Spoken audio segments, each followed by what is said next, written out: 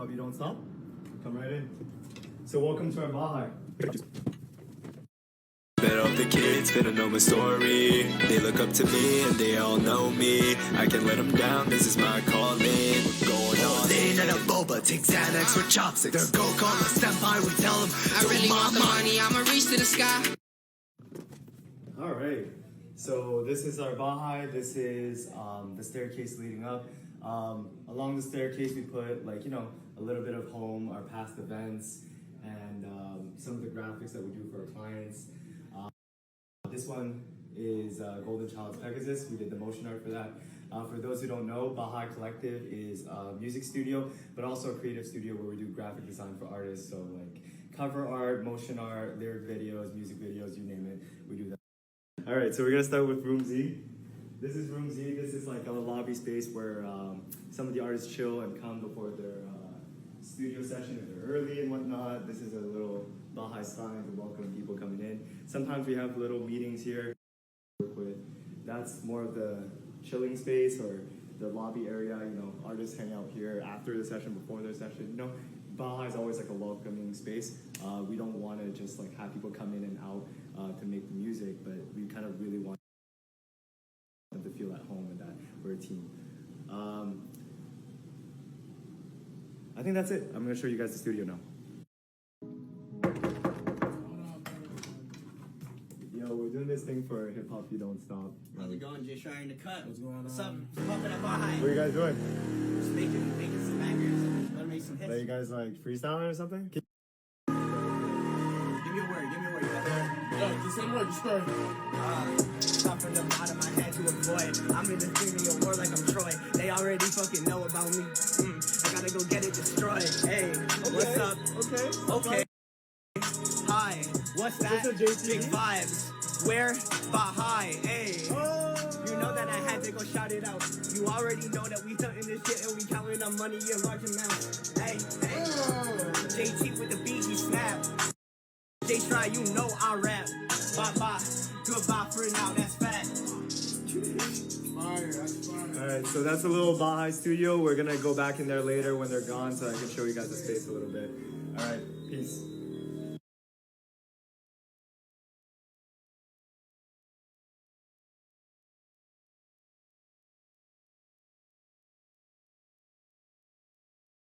Screaming, do my mic, do my mic, do my mic.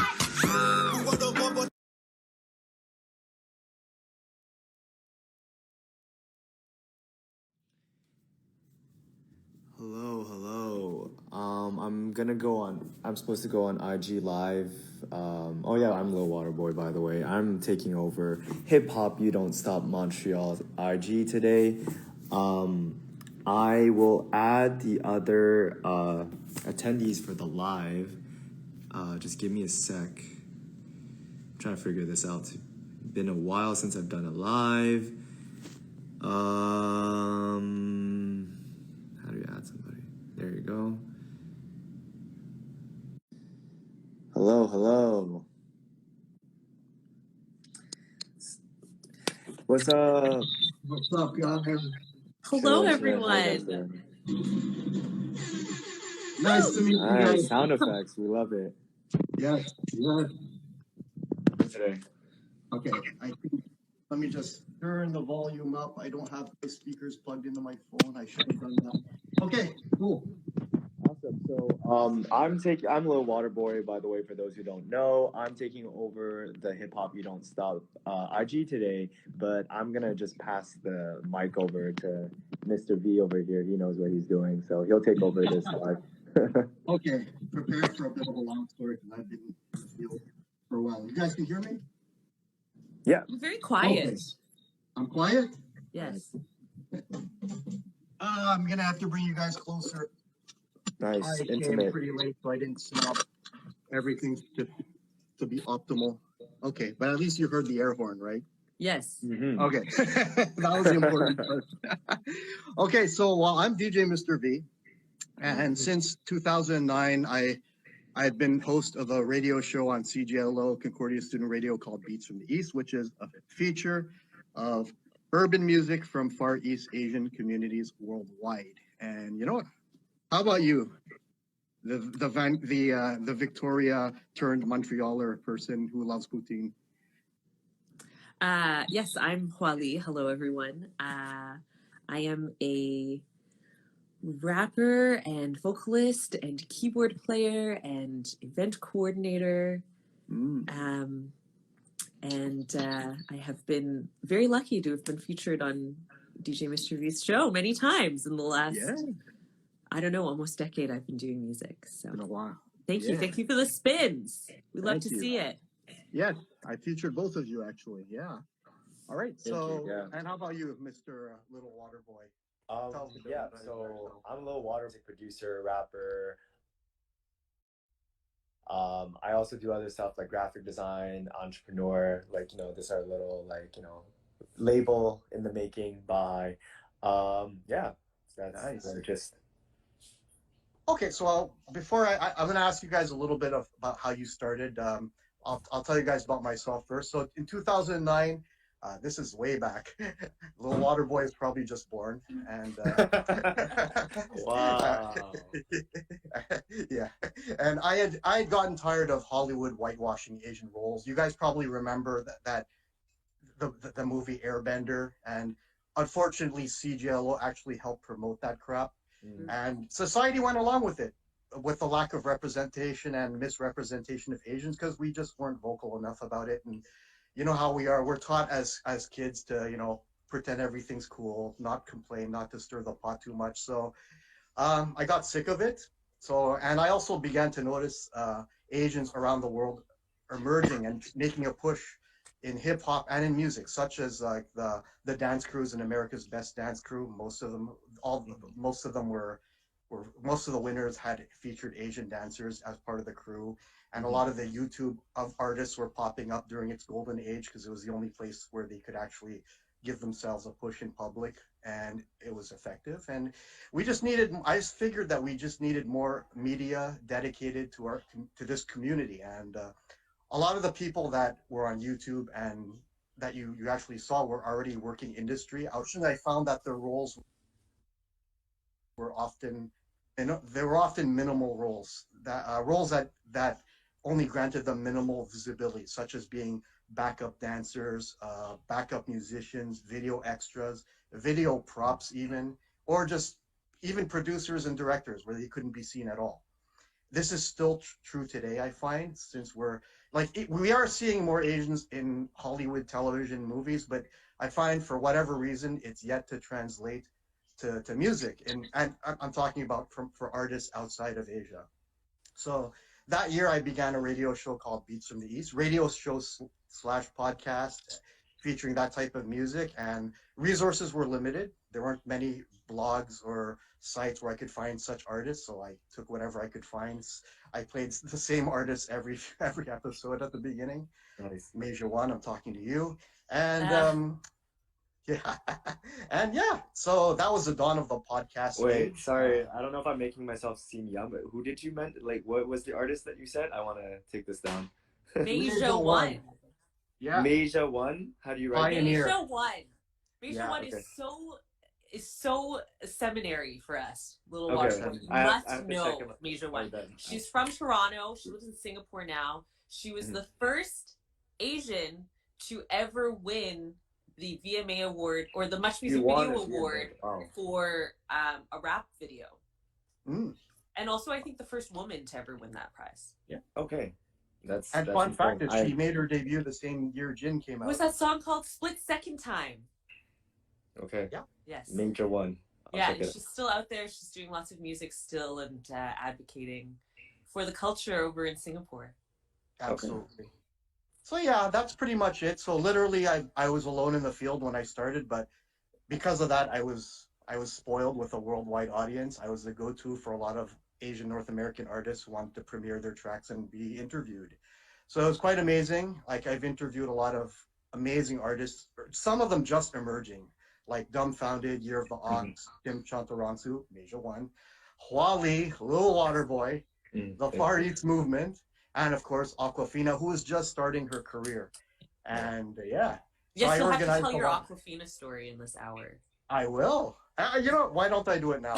So I alongside of this, I started organizing a lot of local Asian talent shows featuring the local talent in hip hop, dance, martial arts, everything you can think of, music, of course. And it featured a lot of the artists that I interviewed. I'd bring them up from the States. And my very last one was a Chinese New Year show headlined by Tim Chantarangsu and Aquafina. And so it featured hip hop, martial arts, a lot of hip hop dance, of course, a lot of contemporary stuff, wild, and definitely a departure from the traditional lunar shows that you see hosted by the community or the Deuces Wild Club events, right? So it was definitely something cool and well, different, I'd say. Not saying the others aren't cool. And so that was the first time Aquafina had ever performed in front of kids, because in the U.S., as you guys probably know, underground rappers can usually only get booked at bars, and to drink and get into a bar, you got to be 21 in the US, right? Well, so, let's be real. Her first single was called My Badge. My Badge, exactly. She came close to performing that in front of 12-year-olds, but last minute she pulled it. And yeah, I wanted her to. And yeah, so as you can see, that was foreshadowing to her career today as a star in children and family movies, and that's amazing. We also had a K-pop artist named Ivan. He's out there now, and he's originally from Montreal. He went to McGill too, and he performed at many of my shows. And but unfortunately, I'm retiring my episode at 9 o'clock, 12-year anniversary / finale. And yeah, I mean, I have two special guests. We're going to play a lot of artists that we've played over the years. And yeah, I'm looking forward to the next phase, but I'm definitely going to be keeping an eye on you guys and what's going on in the scene. Of course. Yes, I mean, I'm happy for you, but I was also devastated to hear that this show will be ending. Yeah. Do you feel like there's the torch isn't there someone you can pass it on to? You know what? I thought about that. But you know what? If you go on Google right now and you type in Asian podcast, like there were none when I started. I was like literally a fish in this. I was like a kid in the candy store. But now you're gonna find so many of them, including some that are hosted by celebrities and artists themselves. I guess COVID just got everybody to find a new hobby, and a lot of people took up podcasting.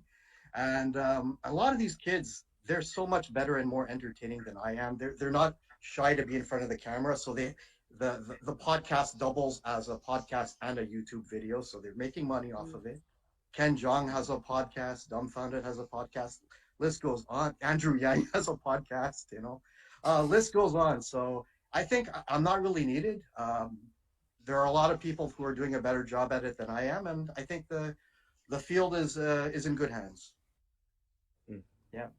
So we're going to definitely talk a lot about the ups and downs that go along with this. And so like you guys have heard enough about me, so and my beginning. So let's do ladies first. And so tell us a bit about how you got to where you are today as an artist, Huali.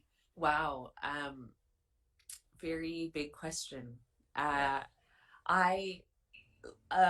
try and Coles notes this as much as possible. I was a classically trained pianist as a child, in the concert festival scene, and did that for a long time. I was also a musical theater nerd, so started singing and kind of entered the jazz world through learning the American songbook repertoire and musical theater realm.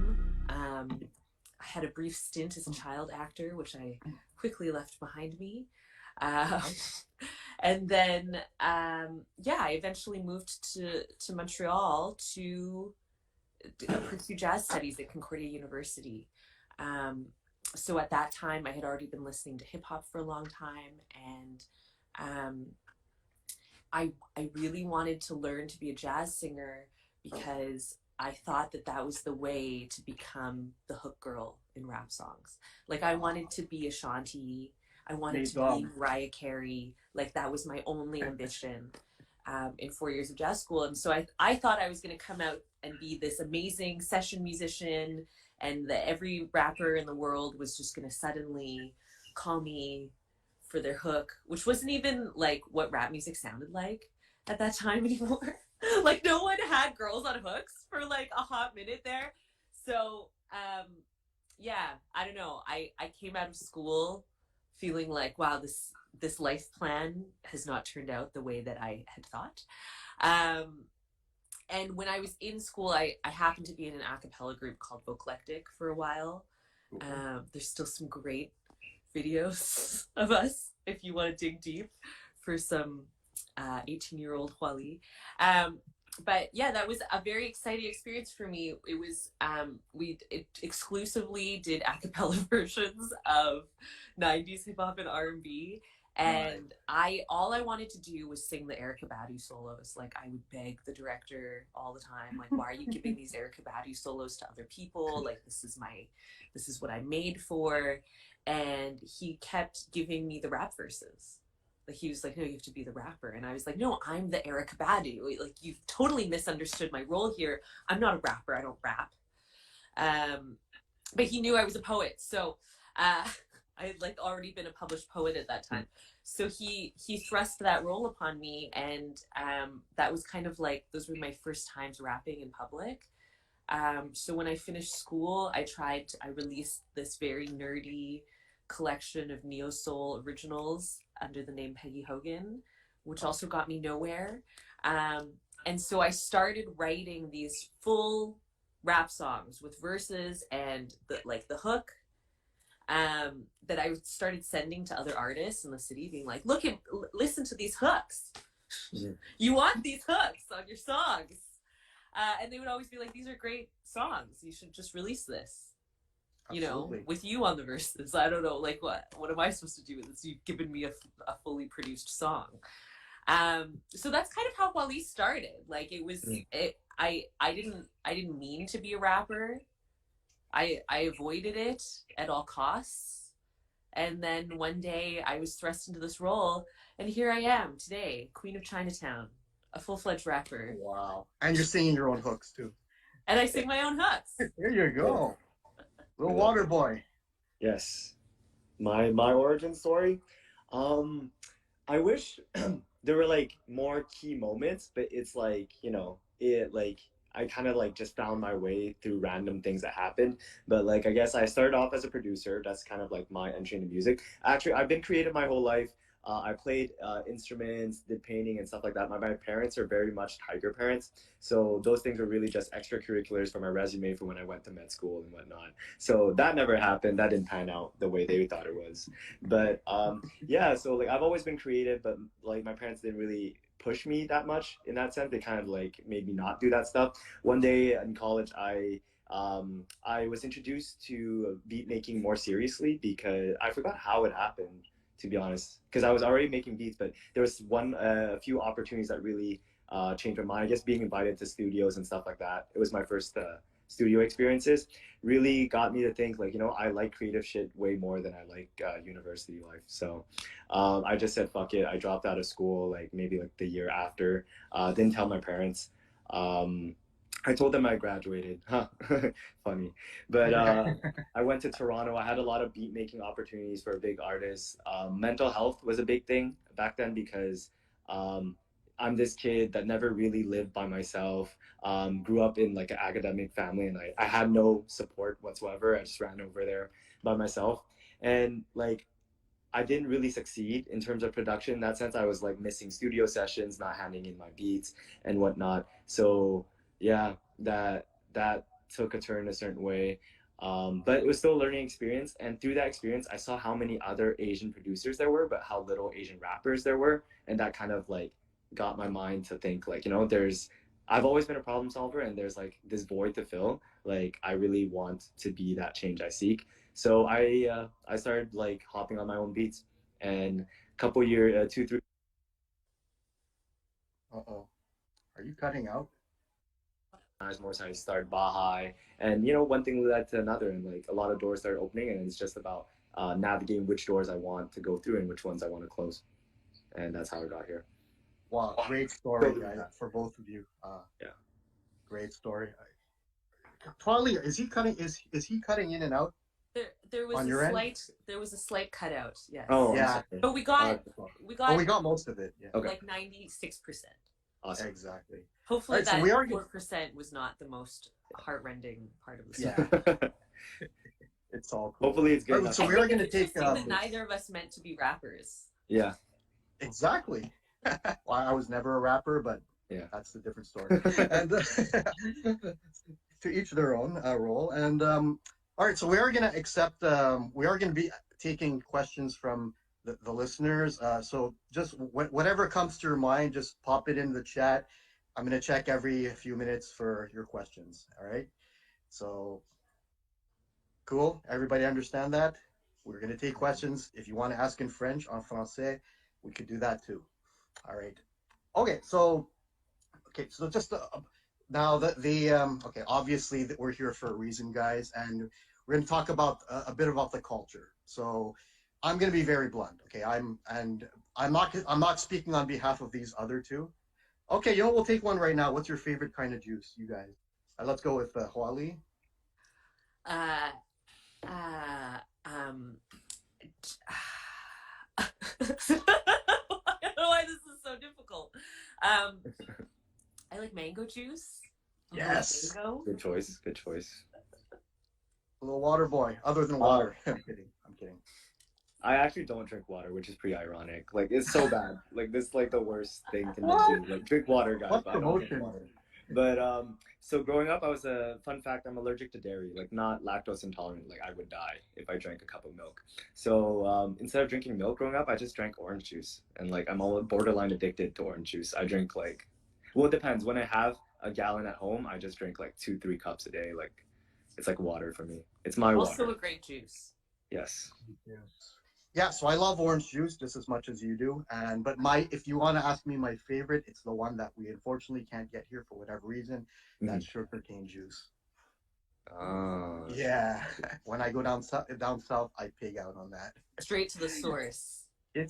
Absolutely. Do you drink Nickney, yeah? Like, are you? Yeah, that's what it is. Yeah, Exactly. yeah. It's like Vietnamese sugarcane juice. It's the wonderful, yeah.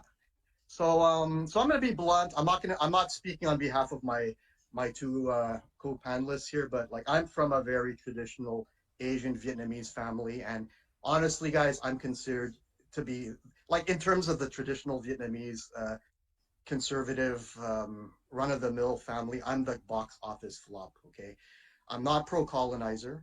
I'm not a dentist, nail salon owner, engineer, or doctor. And although I do respect my elders, I don't believe that telling them when they're wrong is rude. And I don't believe that pretending that nothing bothers me makes problems go away. I don't believe in trying not to be seen. And I don't believe that a career in art or a non-traditional career is being anti-Asian, because you know what, where do you think this all comes from? Asians have been in performance art since 5000 BC. You know, it's in our DNA. So not to acknowledge that, you're the one selling out and being anti-cultural. So I'm very honest about myself, which is something that, like, for example, like I have no interest or passion in being a doctor. So chances are that I'm going to be a pretty shitty doctor, and people are going to die under my watch if I ended up pursuing such a career, right? So, but unfortunately, honesty is not always priority in our culture. It's often based on reputation and parading your successful kids in front of other families. So yes, I'm the box office flop, but you know what? I'm a lot happier because of that. And I never really got a lot of support from my immediate peers with regards to hip hop and the fight for representation. So I was wondering if you guys had similar pushbacks or backlash in your own communities when people learned that you wanted to become rappers. Who wants to go? Like, do you want to go first, or I don't mind. What are you? I went first last time. You go first. Yeah. Okay. All right, Cool. I'll take water boy. So I feel so like I think I say this in like my origin story a lot or whatever, but like my parents are like typical tiger parents. My brother's a prof at Harvard. My other siblings are doctors. So it's like very, very like that kind of family. And in that sense, like I don't believe myself to be less than them in any way. My parents might have viewed it that way, but I think they're slowly turning around. But yeah, like I had that pushback my whole life, and it was huge for me to run away from home and do my thing. Like I was basically, my parents didn't speak to me for a good 2 years at that time, and it slowly is getting better, I think. But yeah, like that's a huge thing that I think a lot of Asian people go through, and that's why I tell that story so much.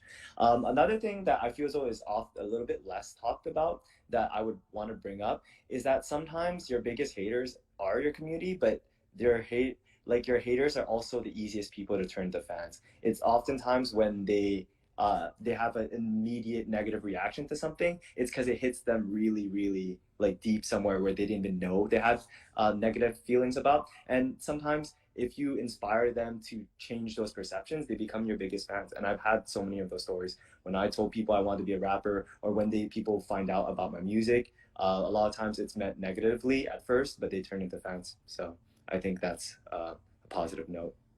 Wonderful. Mm-hmm. Yeah, Wow, yeah, I love that sentiment. Yeah, I mean, I also have a normal Chinese family. So certainly the career in the arts was not celebrated. I'll say as time has moved on, my mom has come around a lot more and is able to, while I think she'll never really understand my choices, she's able to be a little bit more accepting.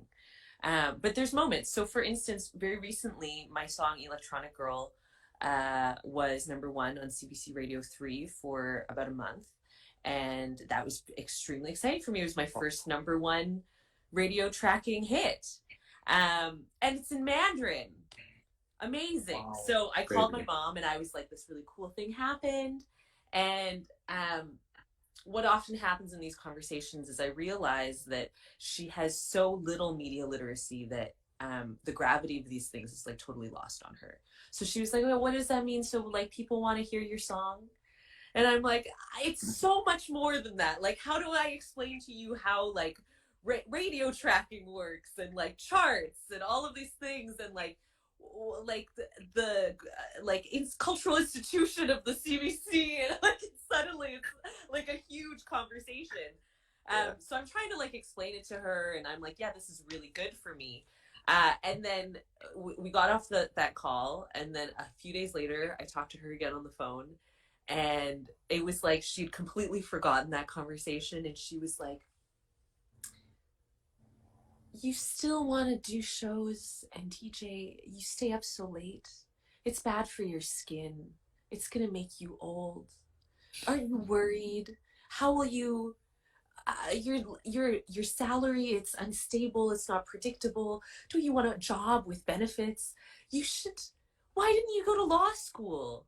Why, and it's just like this whole thing of like, when are you going to start your real career? And it's like, oh God, Mom, I have a #1 song on the radio right now, like now of all times. So yeah, I mean, it's ongoing, but I think there are other moments where she gets it, and so that's all I can ask for. And I think deep down inside, she wants me to be happy, and while she can't understand why not being a lawyer makes me so happy, she's willing at least to suspend disbelief for the meantime. It causes her great concern. But for sure. What can you do? I'm fine. I have a nice home. I have a dog. I have I love relatively, I can afford my lifestyle most of the time. What can you ask for? I'm a millennial. Give me a break. It's tough in these times. Are you a dog person or a cat person, little water boy? I'm definitely okay. I'm gonna retract my thought, but I like dogs. I'll stop there. Wow! Yeah. Right, I was gonna say who's the cat owner in your life that you're? Who's the dog owner in your life that you're so afraid of? It's not. You can't say cats. that's not necessarily the statement I was gonna say. I was just gonna say I'm not really an animal person, but I don't mean that I don't like animals. It's just I wouldn't raise one because like it's too much responsibility. I don't think I would do a great job at it, you know. But yeah, I still love animals. Don't get me I wrong. love them. Okay, so question from the audience. Okay, so we're gonna combine the two. One is when is the project dropping, and one is do you guys have new music coming out? So I guess it's the same question. Okay. So Huali. Yes, I have postponed my next LP. There are very exciting, crazy changes to come. Big announcements in early October, so watch out as my career erupts into a new pathway, which I will not say anything more about right now. Stay tuned. But yes, as a result of that, I've decided to push back my next LP. It was supposed to come out next year, and I'm going to be just retooling. I think it was it's too sad. It's too much of a COVID record. And now that I listen back to the demos, I find that there are not enough bops and there's too much sadness. So, you know, I will still continue to be a sad girl. If you know my, if you know my work, you know that it's not party music. So the sad girl narrative will continue on, but I think LP2 got a little too sad during COVID. So we're gonna retool that and bring you some bops. So stay tuned. In the meantime, there will be lots of exciting developments. I'm working on a multimedia stage show building off of the Imaginary Garden show that I did at Simone. So yeah, there's going to be lots of exciting stuff in the Huali world. Nice. The Water Boy.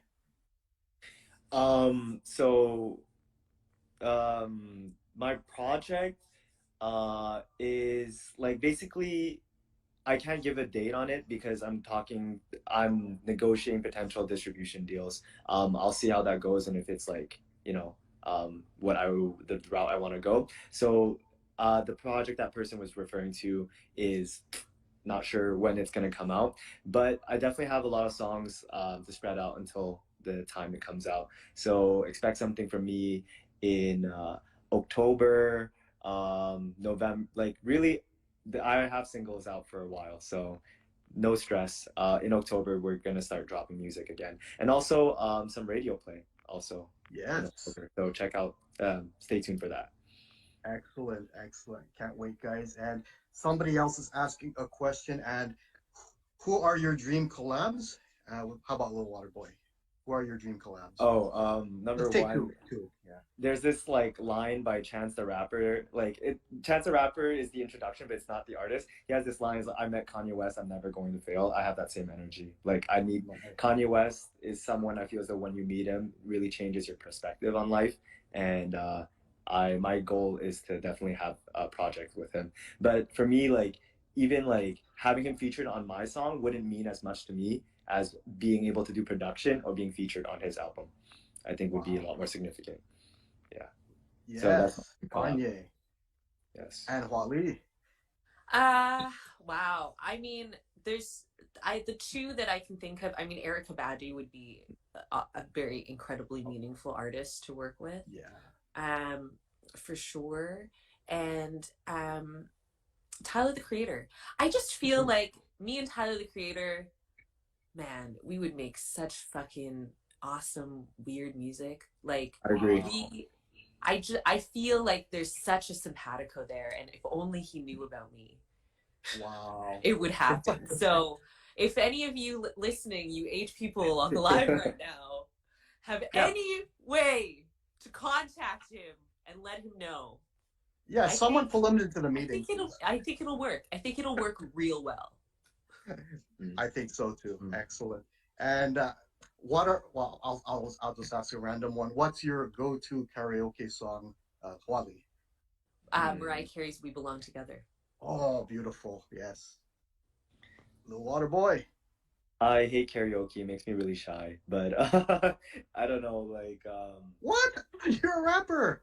I know, but it's like it's different, you know? Like I can't explain it. I also don't love doing karaoke.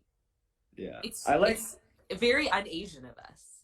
Yeah, very un-Asian. Yeah. Oh. Like every time someone like proposes karaoke as the plan for the night, I'm like, oh yeah, that doesn't sound bad, but maybe let's do this instead. You know, like I try to like steer people away from that. I find I it very mean, difficult when you're like an actual performer, because first of all, it's like you always want to do the best job, 100. and Yeah. it's songs that you don't like know that well, so it's like then like you feel bad because you're not doing your best, and people think like have such high expectations. And the other flip side, which I think is a real problem if you're not in small room, just your crew karaoke. If you're in like public karaoke and you can actually sing in Canada, this is not an issue in the States where everyone can sing. But here, if you go up and you sing your heart out, people will be mad. Like they'll be like, you ruined it for everyone. And so I similarly will avoid it. I'll be like, oh, cool idea. Yeah. Oh, so my left arm suddenly fell off. Oh, I can't make it. Oh, I got to reattach my arm. Sorry. Like I'll just think of any excuse. Mm-hmm. Gotcha. Going off of like what Wally said though, like yeah, every time I do karaoke and even when I'm with my friends or whatever, like we put on like Mariah Carey or literally any song. They're like, yeah, Little Water Boy performance, but I'm like, it's Mariah Carey, like it's not a Little Water Boy performance. Yeah. That's hilarious. And freestyles over the karaoke beats. Yeah. There you go. Freestyle over Mariah. New activity. We should like make that a thing. Freestyle bars. Yeah. Yep. Yeah. Not a bad idea. Okay, that now back to a bit about the cultural stuff. Like I know right now we're still for most places are still under lockdown. So once things start to open again and you guys hit the road and go on tours, are you like not necessarily in Montreal, but are you concerned about your safety with regards to COVID backlash when you hit other towns that you don't really know? As an Asian? Yes, as Asian. Okay. Like, are you afraid of troublemakers? I don't know why I had to clarify that. Wow, I haven't thought about that, but I don't know that I'm going to be really touring that much anytime soon. Like, I don't have a booking agent, and I feel like it's the artists that have had agents throughout this time that are like really like bottlenecking it for the rest of us. It's not that easy to book stuff right now, and I'm not like anxious to get out there until things get like still a little bit more regular. Like it's just like I lose so much money when I tour. So I don't want to be playing limited capacity. Like I'm okay to wait for a while. But yeah, I mean, I don't know. I haven't actually thought too much about that. What I think about a lot, which is a totally different topic, is because I was really trying to work on international development before COVID hit, and I was working hard on breaking into the Chinese market. What's happening in China now in terms of state policy around hip hop and a general kind of frightening turn to cultural revolution era policies makes me really wonder if I'm going to be able to get in there, and how my work will be perceived. Obviously, I'm not rapping in Mandarin, and certainly I'm not saying anything about the CCP in my lyrics. I don't have an opinion on that in my artwork, but I still think I'm generally kind of subversive. So I'm that's where, in terms of touring, those are where my anxieties lie. But I totally hear you, and if I had to go into certain places in the States right now, I don't know if I would feel extremely comfortable. Understand. Okay. For me, it's like similar in the sense that like I'm not planning on touring just yet. I'm really more focused on like running Bahay, getting opportunities for Bahay and growing our business. But also just like also for those who don't know, Bahay is a just like plugging it right now. But Bahay's a music studio, creative studio located in the heart of downtown. So check it out. We're home for all artists, and Bahay means home in Tagalog. But yeah. Yeah, so not really focused on touring right now. I do have shows abroad planned, but I wouldn't call it tour because it's just like randomly because I'm going on networking trips and decided I wanted to like add that to my resume. So I booked some shows, but my perspective on going there, I didn't think about it. And maybe it's like a reckless kind of thing, but I'm just like, whatever it is over there, it is what it is, you know? Like I'll see it when it happens, you know? Like I don't think about it. I think also like my experience in Montreal even feels different now than it did a few months ago. Like last year, right at the beginning of COVID, I got street harassed a lot, and then I live like quite near Plaza Saint Hubert, and there were lots of times over the past year where like people would like spit at me or shout rude things at me in the street. But that hasn't happened. So now it feels like, you know, people's focus has shifted to something else. So I don't know. I mean, certainly there's definitely still a lot of hate crimes toward Asians that I hear about.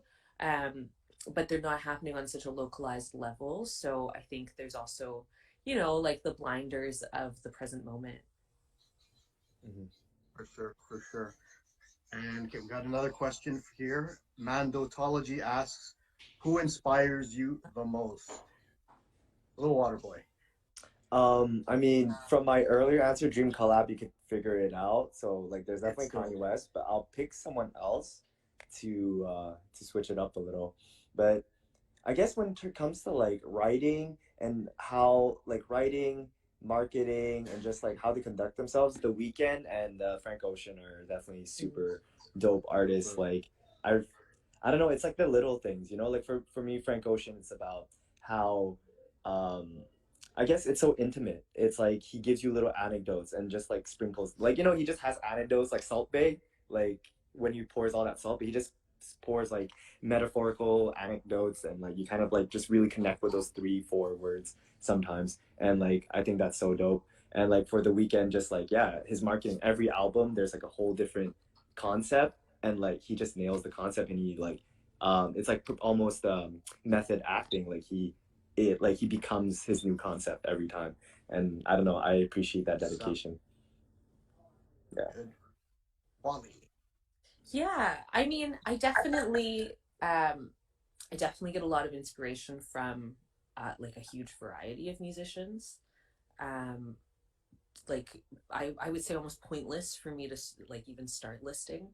But I do have a radio show on Frozen Section Radio, FSR.live, the second and fourth Sundays of every month. So if you're interested in what kind of music I'm into, it's a very eclectic show. Go find it there. I won't talk about that now. But yeah, I mean, I also I just love culture generally. And I love to be a sponge when it comes to inspirations. Like I love going to see contemporary art. I read a lot. I don't know. I love going to see dance. Like I think especially as I'm sort of retooling this next record, I want to not be inspired by music. Like I listen to music constantly all the time. I know I'm taking it in. So it's, yeah, I'm really trying to grab sources that are a little different. And I also think that I've always been like self-obsessed as a writer. Like I just write about my fucking love life all the time, like constantly. Oh, heartbreak, sex, heartbreak. Ugh. So the EP I released last year was very inflected by COVID because it was dedicated to Wuhan, but I had conceptualized that as a set of songs dedicated to Wuhan long before COVID. And it's not that I want to start doing like concept albums, which I also think is very cheesy, but I'm really trying to find inspiration from sources that are not just like within. because I just don't think anyone wants to hear about my love life anymore. Like, it's just too much. I'm sorry, fan base. I'm moving on. I promise. I promise. Awesome. How about a collaboration between you two? Is that happening? Is that on the Dude, is we've that on the been table? talking about this for Yeah. years. How about it right now? Let's do it. Right now. Make a Okay, beat right now. just a second. I'm gonna go I'm in the grab studio. my Okay, let's go to the studio. Let me hit up JT. But yeah, like I don't know, like it's just like we sometimes throw ideas at each other, but like like things happen when they happen, and they happen like at the right time and everything. So when it happens, let me it'll say happen. publicly, and I will admit this is a flaw. I like suck at collaborating. Like, honestly, there have been so many like cool people send me stuff all the time, and I'm like, yeah, I'm totally gonna do this, and then like things happen, and I just like never write my verse, and then like a year later, their project comes out, and I'm not on it. Like, this is like one of. I think I'm like actually a consummate professional in pretty much every other realm in my career, but I cannot get collabs together. So I hope that this like lives on in perpetuity, so that everyone that I've ever bailed on in the past and will likely bail on in the future knows that it's not because I don't like care or I don't have the intention. I'm just like terrible at this for some reason. So Little Water Boy, what we need to do is I need to physically come into the studio, and we must write a song together. Because if you send me a track, I will never. History has shown I'll never get to it. Yeah, it's tough to manage so many things as an artist. Like I often get like requests for like feature verses and stuff, and like I always say yeah, because I'm like that kind of person. I'm like I'm down, but I need a methodology to just randomly do features. Like maybe once a week I do features, or something, because otherwise they just like they go into the backlog. They fall so down on the priority list, and it's not because you don't respect those people. It's just like doesn't feel pressing. Yeah, you're in your own creative zone, and you don't want anything interfering with that as well. And well, that's cool, guys. Do we have any other questions? Just checking. I don't want to leave anybody out. We don't have questions, but I thought like there's a lot of cool people that showed up during the live. I don't know if they're still there, but like Alan Z, he's the artist from like I think California or not California, from somewhere from the States, but like Atlanta. Cool. Atlanta. He has a song I was very That's excited to see Alan Z join. I was like, oh. And there's a producer. Person. There's a producer looks like Swan. He's a Vietnamese producer from Quebec City, but he has a lot of placements with guys like MB and a lot of French artists. But I don't know. Wait, I'll ask, like, are you guys okay if I like bring him up? Yeah. Be down. Let me try to ask him. How do I request? I think he has to request. Oh, he has to request? Yeah, that's how I got it. Are we maxed already? I don't know. I don't know. We're out of here at 2:00, right? No, I mean like in terms of participants. Oh, yeah. I think I'm not sure. Swan, are you still there? Let me try. If not, like, I thought that would have been cool to just add more people. What happened? Yeah, it's okay. Oh wow. Yo, whoa. Yo, ¿qué pasa? Yo. Are you? Where you at? What? Where you at? I'm in my new apartment, bro. Okay. Do you have like a studio in there, or? Yeah. You can play some heat for us? Yeah, small thing, but it's enough. Okay. Yo, me and Wally are supposed to hop on a track. Play us a beat. Find a beat. Me and Wally. No, we're not. Yeah. Absolutely not. Yeah. No. But I love preparation. Okay. We should be in the studio, so let's go to Bahay studio. Okay. And make the beat. Yes. Alright, okay. Let's do it. Let's make that happen. I love a controlled, pre-planned environment where my creativity can really flourish. Okay. And do you like to customize your beats, or do you like to start off from something already there? Do you want to make it from scratch? Like, how do you usually go? Scratch, baby. From scratch. We're real musicians here. Let's make it happen. Okay. All right. I'm down. Just cool. set a date and I'll come to like that. Okay. Nothing sooner than the second half of October, please. Okay, sounds good. I know I'm setting a lot of criteria here, but I am the queen It's of like content, that. so I do feel like I have some privileges. He likes Kanye, she likes Erykah Badu, so you gotta get the in between. I like both of them. I like both of them. Oh, okay. There you go. Uh, Got out some fusion there. Yo, Swan, do you want to spit some like I don't know some knowledge on like the music industry as a Vietnamese producer? okay, something I thought you were saying, do you want to spit some bars? I was like, no. No, I'm not but I don't know, spitting like bars here. some of your introspections. Yeah, I don't know. About being a Vietnamese producer. You mean? Yeah. Well, I can ask. Well, Well, okay, go ahead. to be honest, I don't think it's a barrier for me because I'm mostly sending beats through emails, so people don't really know me. They don't even know how to pronounce my name. To be honest, like Swan, they don't know, so they just say looks like and like so. But yeah, I don't know. I don't have really advices or tips as being like a Vietnamese artist. I feel like you don't if you think it's a barrier for you, it's gonna be a barrier to be an Asian artist. But if you just don't care, you say you're just dope and you just go with it, then you know. We have till 3, by the way. Well, let's when people receive a beat from me, they enjoy it, and they finally meet the artist behind it, and they see it's a Vietnamese guy. What's the usual reaction from that person? I don't know. I don't think they care that much, to be honest, because Montreal is so diverse, like culturally. Because now I'm in Montreal, but I used to be in Quebec City, and that maybe it was okay. He's Vietnamese. Where are you from? I'm Vietnamese. Da da da da da. But I don't think they care that much, like in Montreal. Yeah. Excellent. Oh, it's nice to meet you, Swan. Unfortunately, I never heard of you until now, but great to have you on board. Great to finally learn about It's okay. I didn't work a lot with Asian artists, actually, from Montreal.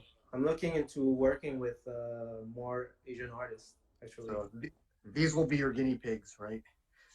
Yeah, yeah, for sure. Yeah. I've been Shouts out to working a mine. lot. Well, I've been working with some Asian artists, more Filipinos artists from Montreal, but not Vietnamese. No, not yet. Oh, cool. Anyone you want to name? Or? Yeah, I don't know if you heard about Lone Star. Okay, right. Yeah, I do. Yeah, I know Lone Star. I have to finish a track for him actually this afternoon. Nice. Norma G. I don't know if you heard. Norma G. Yes, I know Norma G. Very I've been nice. working a lot with her recently. Craze de la Rosa as well. Yeah. Pretty awesome. Yeah. Why are Filipinos so crazy talented? Like no matter what. What's up with know. that? They're like the most talented Asians. I'm like very jealous. They're the funniest ones. Like I don't. No. Like, how They're come... not the funniest one. They're Vietnamese. Oh, I'm so sorry. I'm so sorry. I overstepped. Excuse. It's so ingrained. It's in their DNA. Yeah. And shouts out to my man Vincent Liu, who's joined us. He's a singer from Arizona, by the way, yacht rock singer. And okay, so you know what, Bahay? How did you guys decide on the name Bahay?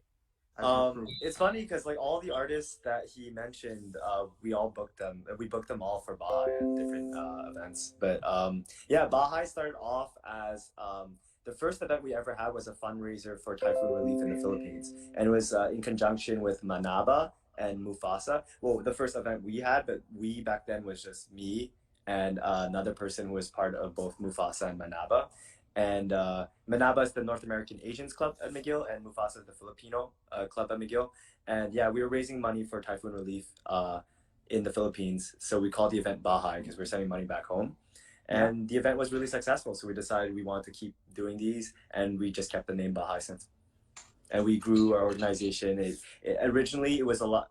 We weren't sure if we were going to become a business or a student club. But originally there were a lot of Filipino members in Bahay. So you kept the name.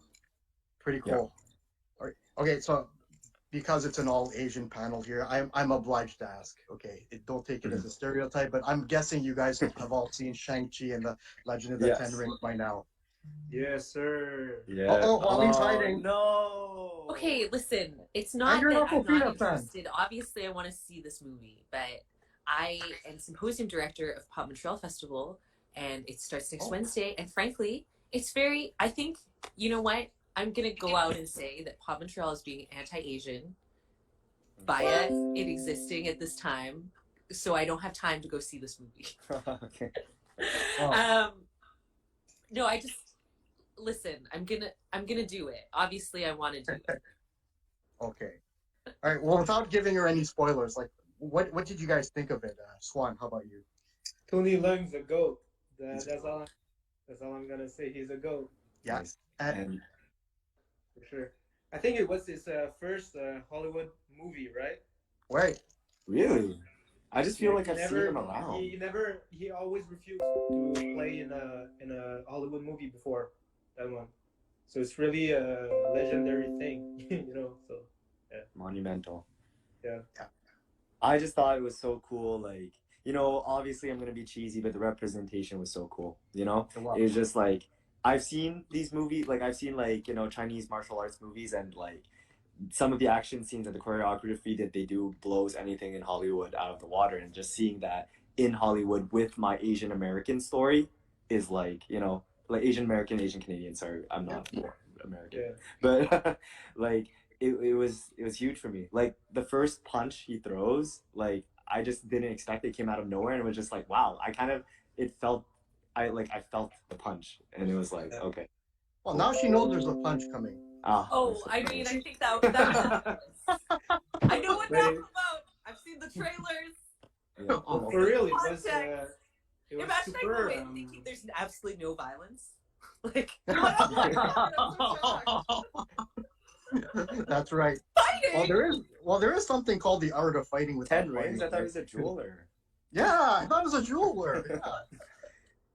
Okay, and Wait, and I it have one was more thing to say about the movie. of course. Yeah, the soundtrack, super dope. 88 Rising, 88 like, you Rising. know, produced that one, and it was super dope. And like one goal for me definitely is to make it to the soundtrack Shang-Chi 2. And I feel as though that's within the realm of possibility. I feel as though my music could fit in there. So that's something I really want to see. Manifesting it. Music supervisors. Yeah.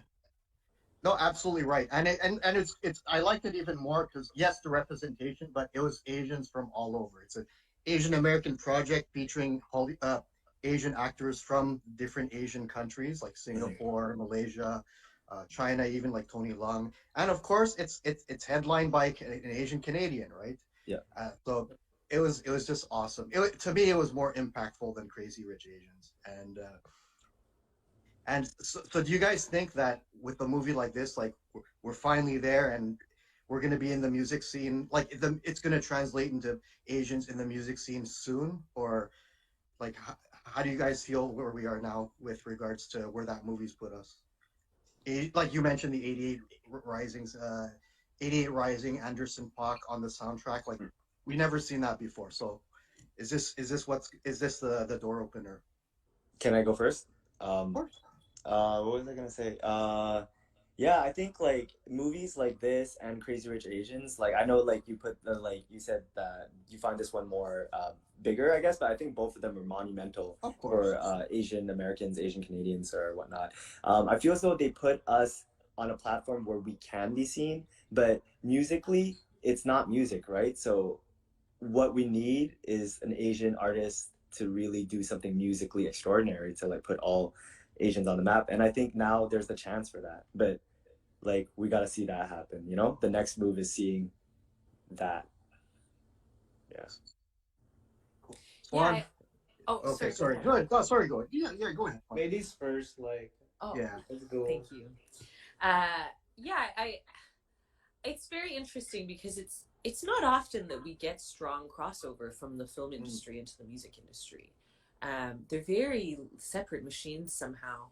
And I was just thinking about this because when the Me Too movement happened in Hollywood, I remember that same year I was tapped to do a bunch of panel discussions about the impact of that in the music industry. And again, it was just like, there's been no impact. Like, it's not happening in our industry yet. It's not the same thing. Like, just because it's entertainment doesn't mean that there's just happening here. So I think this is very much a similar thing. Like, it's great. I think it's making people think about Asian representation in very different terms, which is wonderful, and that will surely have an impact on the music industry. Whether or not that means that the doors will just open for us, I don't know if there's necessarily a through line there, but the entry point would be via the music supervisors and publishers. Like, I think those are the spaces where we can leverage the success of these more film and television oriented successes for Asians. And yeah, and I think that that's a great opportunity, because we do also have shows like Nora from Queens, and of course I'm blanking out right now, but the convenience store one. Oh, Kim's Convenience? Yes, Kim's Convenience, which of course is in its last season. But, you know, like there have been these moments kind of percolating, and those are really great opportunities for Asian musicians to get some spins. You know, like being on soundtracks and getting sync placements doesn't create fame necessarily, but it is also like the best source of money in the industry right now. So at the very least, we can start funding ourselves, and then with money comes more publicists to pay. So you know, I hear that. Swan? I don't know, like, I don't know if it's the entry, because I feel like the door's been trying to be open, you know? It's like, let's just think about BTS for a second. Like, they had the song of the summer with Butter, but last summer as well they were popping with Dynamite. That's crazy. I know they're not singing in Korean in those songs, but still, they had like the biggest songs of the summer, like summer back to back. That's really crazy if you think about it. And then with Crazy Rich Asians, like I feel like Henry Golding, he's been starring in a movie. I don't think it was a huge success because of the COVID situation, but like still he was in a blockbuster like the Snake Eyes. I think the G.I. Joe spin-off reboot. I don't know what, but that's still crazy. They put like 200 million on that movie with an Asian actor leading it. That's crazy. I think it's been. I don't know if it's gonna change something for the music industry, Shang-Chi, because I don't remember the question. Was it like? Oh no, that was it. That was the question. Is it gonna change anything for the music industry? Yeah. Okay. Will it open more doors eventually? Yeah, I don't know. I feel like there's a lot of artists who are mixed Asians, but they just have to really embrace the Asian part of their themselves. I think it would be better, but not better, but better for representation. So I feel like, you know, Tyga is Vietnamese, you know? Yeah. But he doesn't really claim it. So, but, you know, do we claim him? I'm not there to say anything about anybody, but that's we get Wu-Tang though, so. Yeah. What'd you say? I'm sorry? We get Wu-Tang. That's definitely better. Yeah. Yeah. We claim them. That's the, if anyone knows the racial draft sketch from Dave Chappelle, it's like I think one of the most relevant sketches of all time, and we officially got Wu-Tang, so that's Dave Chappelle gave them to us. That's cool. And yeah, so shouts out to Simu Liu, because I think that my friend, man, Simu Liu, I did meet him once, great guy to begin with, but you know, he's a guy that's not afraid to use his voice in uplifting his community and speak out against the lack of representation. So they could not have picked a better guy. He's totally deserving of that. And you know, we didn't get Swan's story, right? I would like to hear that. How did you? What's your journey been up to where you are now as a producer? So I was born in Quebec City. My parents wanted me to become a doctor, obviously. Like the Vietnamese, traditional Vietnamese origin story. There you go. And they made me take piano lessons, right? Like the classic one. So the thing is, I really hated to play piano, but really, really hate it because you have to practice and everything. And I didn't care about playing songs. So instead, so they were putting a clock, you know, and they were saying you have to practice for 1 hour per day of piano, you know. But I fucking hate. Sorry, I really hated that. So instead of playing songs, I was writing songs, you know, Oh, on the nice. piano. And then the clock was like it came really quick, like the end of the hour. So Yeah. so that's that. I always like wrote music, I guess, and then it was just a natural transition to do the beat making part. Yeah. Okay, but when you had to break the news, I'm gonna be working in hip hop. Like, what was But the? no, but like I'm still working a 9 to 5 Yeah. job. I'm still in the healthcare thing, so they are happy about it. But now they see because I made some money this year with music, so I feel like they understand that it's possible to kind of break through, like, you know. So they're happy about it. Like I always tell them I could be in drugs, like and everything. But I'm not, you know. Like so, I Yeah. like that tactic. I've never yeah. tried that So before. Like, like wait, mom, think of how much worse my life could be. yeah, I could be a drug dealer, like you know. There you go. I could be a gangster, you know. Yeah. So What's his name? That little guy there you're holding, Wally. Oh, this is Edna. Hi, Edna. Oh, Edna. and Oh, I love you, Edna. So cute. Does she like hip hop? Yeah, of course. She's my Oh, dog. good. I bring Oh, her to my okay. DJ gigs, you know, she vibes out. Okay, and oh, yeah, I have to ask one because he missed the question. What's your favorite juice and what's your go-to karaoke song? God damn, my favorite karaoke song is any song by Akon. You know? Yeah, Akon. Yeah. Yes. Akon Akon, wow. is a goat. Akon right He's a now, goat. like every one of them. Like and the favorite juice, Yeah. I don't really drink juice, like to be honest. I drink Okay. water a lot. So Wow. I should be a little Yin water and boy, yang. you know. You You didn't should be a hear, little Everything is water. same, you know. you didn't hear what I said earlier, but I said I never drank Yeah, water yeah, and I I only heard drink you said. OJ. So we kind of swapped there. Wow, that's so crazy, man. And okay, so now in terms of just like trying to make it, let me just tell. Since we have so much time left, I might as well finish the Aquafina story that Wally requested. And okay, so that was I had not before organizing that my last Asian of Chinese New Year event. I had not even thought about booking her. It I thought about the possibility of booking her later on for another show if I were to do another one, but that's the way it was. So I just finished doing an interview with her for the radio show, and then I just asked her, you know what, how are you expensive to book? Because I'd like to book you one day for a show. Hey, Belinda's here, and she knows she was at the show. Yes, she met Aquafina, and so she, she asked me, well, do you have any shows coming up? I said, yeah, I do. One for Chinese New Year. It's going to be mostly kids there and all, but but I don't. But you know, she was, oh, you want me to be nice? We already booked 2 headliners. The budget's tight. I'll have to get back to you. And you guys, as you guys know, in promoter language, that means no, right? I'll get back to you normally means no. So lo and behold, the day after, I get an email from Aquafina and it says booking Aquafina in the title. I'm like, I didn't book. And hey, Mike, do you want me to be part of your show? I'd really like to be there, etc., etc. Like she wanted to be part of the show. She didn't ask who was in it. She didn't ask about the headliners, nothing.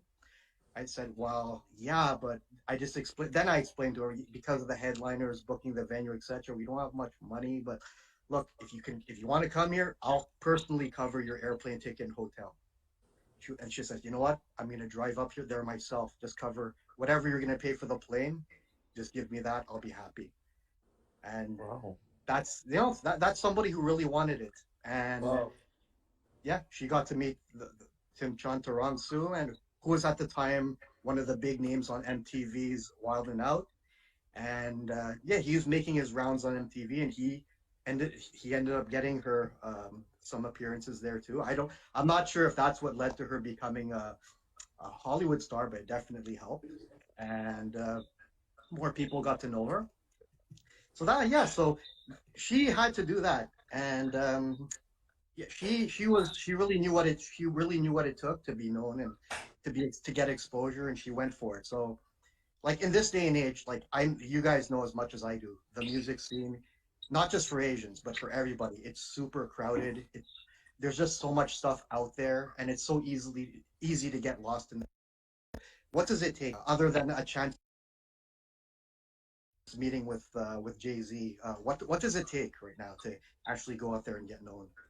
I mean, I love this Aquafina story of yours so much. This is partly why I wanted you to tell it, because I see a lot of really amazingly talented artists out there that I still honestly believe that they're going to get discovered.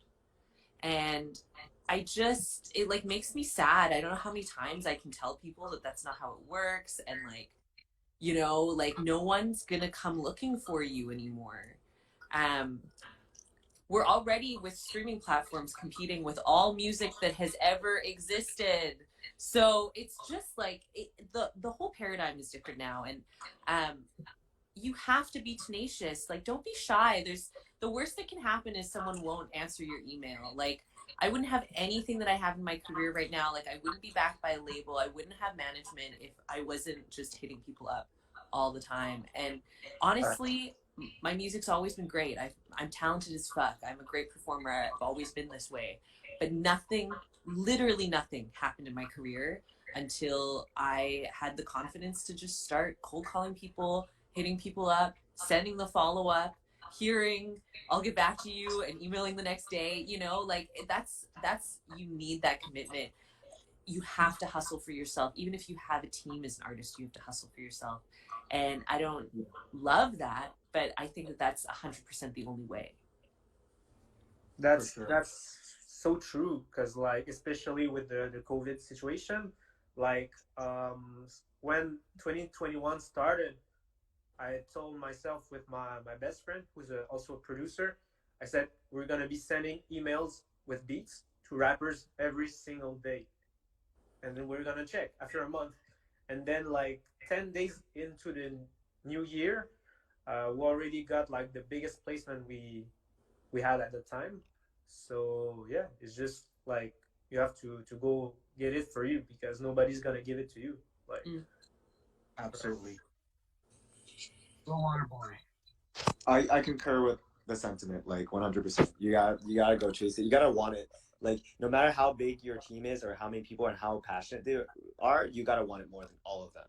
Like you gotta want it the most for sure. But maybe like I don't know how you feel about it for you, but I don't know if it's the immigrants' blood in us that make us really go and get it, like the same way our parents, like they went and you know they travel countries to country, whatever. Like I feel like that's that for me, because I never was into sports, so I didn't get my discipline from sports. You know, I guess it's from that. I don't know. Yeah, for sure. You got to make sacrifices, chase your dreams, do what it takes. Yeah. Great, guys. I think Asians are uniquely able to suffer.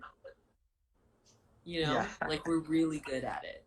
So it's like that is true. I think that helps. Like you'll be like, okay, well, I'm suffering another day, but it's worth it. Okay. Not a bad way to put it, for sure. But it probably has long-term like. Okay. I feel as though like a lot of time, like now in the zeitgeist of the paradigm or whatever, like a lot of Asians are talking about mental health, and I think that attitude is part of it. You know, it's you win some, you lose some. You know, you work another day, you work 1,000 more days, but it piles up in your brain, and then yeah. So another topic altogether, but yeah. Okay, so Swan, there's a guy in the chat named Mags119. He wants me to ask you his question that you missed out on earlier, and that's your dream collab. A dream collab, like so a lot of people ask me who I want to make a beat with the most. I think it would be Nekfeu. I don't know if you know him. He's a French rapper from France. Okay. He's like my favorite rapper from France ever.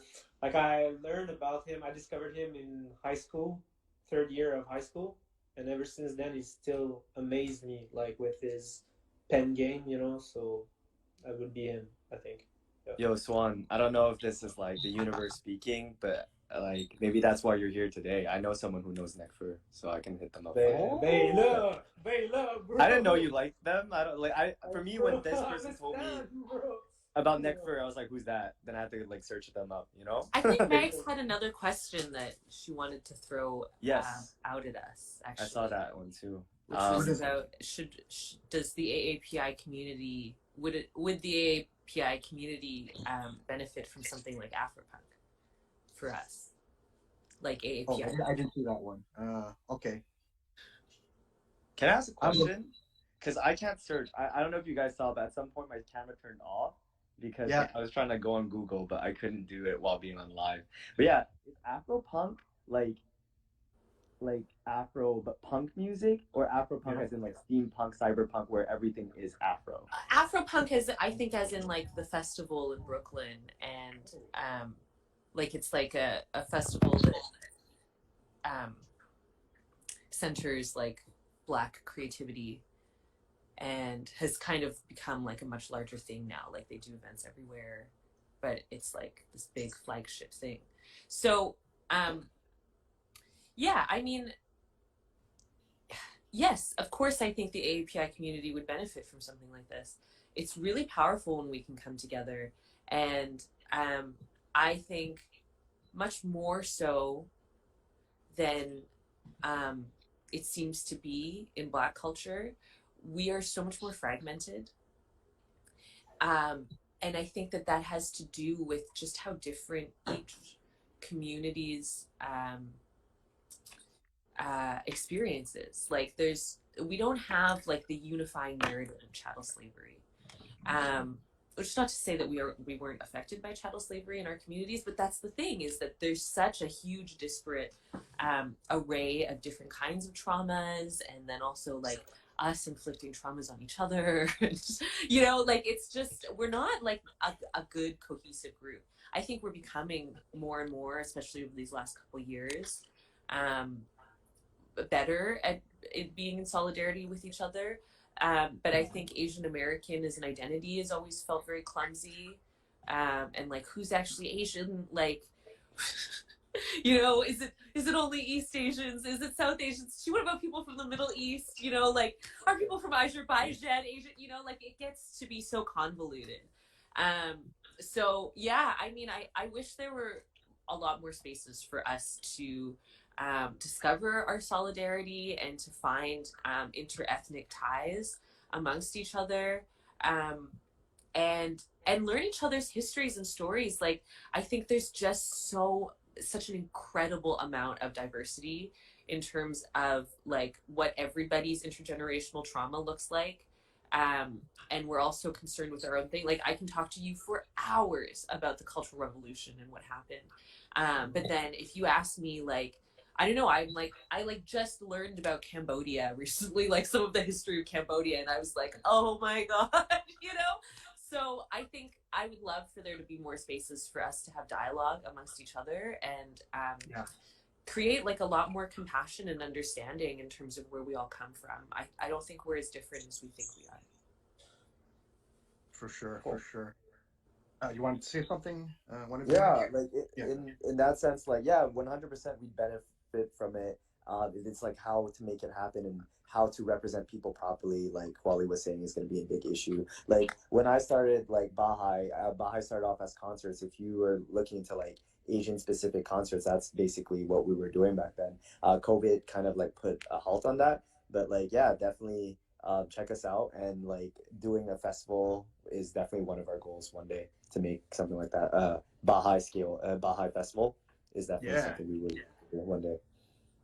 Awesome. I'm definitely going to be there for sure. Yes. Wow. Yeah. Backstage, everything. Backstage. Oh yes. Thank you. VIP. Guest of honor. VIP. Yes. Thank you, man. Of course, you're like the architect of highlighting Asian American music. So. Thank you. And I must say, like, Oh, no, go on. You can continue. Continue with your praise. No, it was tough, guys. I'm just gonna say that they always say when you're the first to go is always the one that gets screwed, right? So, um, looking back at it, yes, I'm glad that I did it. But man, did I face a bunch of people who said, when I went around passing my flyers around, why do we need this? Well, because we're underrepresented. Well, I'm doing fine. I'm a doctor. I have a Mercedes. My dad has a big house. What do I care? So, yeah, but what about the racism that's directed at our communities? Oh, well, you know what? They'd always. I got a lot of people dismissive about it. A lot of people who just didn't want to talk about it because I don't know. They just weren't comfortable about it. So it takes people like you guys who are just stepping out there and making that conversation and unfortunately it's you guys, like I said, it's you guys are the ones that are going to have to go first. Somebody has to, but I'm so happy that it's the field is in good hands. It's being taken care of. I couldn't you guys are doing a great job already, and you're just getting started, so it's crazy. um Can I hop now on that for a second? Like you or said, like how there's like layers of like adversity when you're starting something new for sure, and there's so many levels to it, you know? Because you were talking about people who just didn't get it at all. But the next step after you kind of like convince those people, there's the people who are like, okay, I like the idea, but profit margins look bad. It doesn't look like it's gonna make enough money. Yeah, blah, yada yada yada. That's like the next wave is like trying to find a way to convince those people who are thinking about those things. Yeah, and That's actually that is an Yeah. interesting avenue that film and TV should be able to cross over and benefit the music industry. Is that we can use those numbers to show that there actually really is interest in seeing Asian content. And I think that that's something that is one place where we can leverage that, and we can say like, look, well, like there are these moments now where we can see that there's like real strong interest, like we're breaking box office records, so surely like there's an audience for this, and if you allow us to go and discover these people, we can make things happen. That being said, I did not know this was supposed to go until 3, and I have to go put my professional hat back on and hop on a phone call. Okay. So very sadly, I must leave. But I also feel like I've been taking up a lot of space in the convo. So now that space will be available. I think we're good to go. Me too. But yeah, I agree with you guys. If people think numbers, and if they don't see that there's proof that such a thing is lucrative, they don't want to put their weight behind it. But the sword's double-sided. For something to be successful, you kind of need to support it, right? And but I've asked all the questions I wanted to. Maybe I'll just ask for 2 more, and that would be, first of all, when is Wally going to go see Shang-Chi?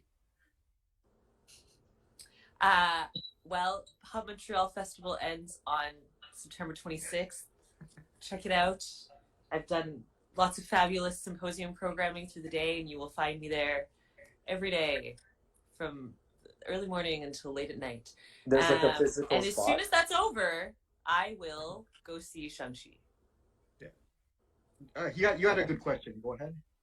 Oh no, yeah, I was just asking more details. I thought Pop Montreal generally is like a bunch of shows and stuff like that, but the symposium is like at one spot and it's like every day. Like, can you like? Yes. So we are more? a multi-venue festival. Mm-hmm. There's shows all over. I'm the director of the daytime conference portion, which is called Pop Symposium, and that is at Rialto Hall, 2nd floor of the Rialto Theater. Every day from about 11 until 6 p.m. It's just packed full of delightful, informative, challenging panel conversations, and I will be there in the back corner frantically coordinating. So I love hugs.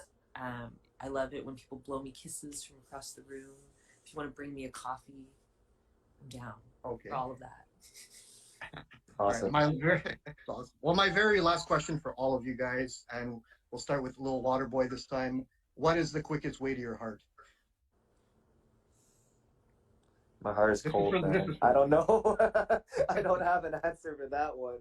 Oh man, Okay, wait. I Being, should ask the wife, man. being genuinely kind to others, like seeing other people be kind, like deep acts of kindness, like I notice them, like I'm not gonna go necessarily comment on it, but I see that and I'm like, wow, okay, I really see you in a different light. I really respect you a lot more now. Yeah. So selfless. Yeah. Selflessness, yeah. Good, fun. Open-mindedness, like people who are open-minded. Yeah. I hear that. My Are we- answer is not selflessness. I was commenting on Little Water. Yeah, his answer, yeah. Oh. Yeah. My Other than answer dogs. is much more selfish, which is that I really appreciate acts of service. I'm bad at taking care of myself, and when people do things like they know I'm busy and they bring me a meal, I'm like, okay, let's get married. I'm in. I'm in for life now. Okay, for myself, other than Putin, it's yeah, real, recognize real. People who authenticity. That's what I like. Yeah. Dope. Awesome. Well, I thank you guys for doing this on behalf of HHYDS, and unless anybody else out there has any questions, I don't see any. Well, have a great day, everyone. I hope to see you guys out there pretty soon. It was dope chatting with you guys. Such a Thanks, pleasure. everybody. Thanks, guys. Tonight, Beats from the East, last episode, guys, 9 p.m., cjlo.com. A legendary moment. Yes. Thank you, guys. Woo! Bye.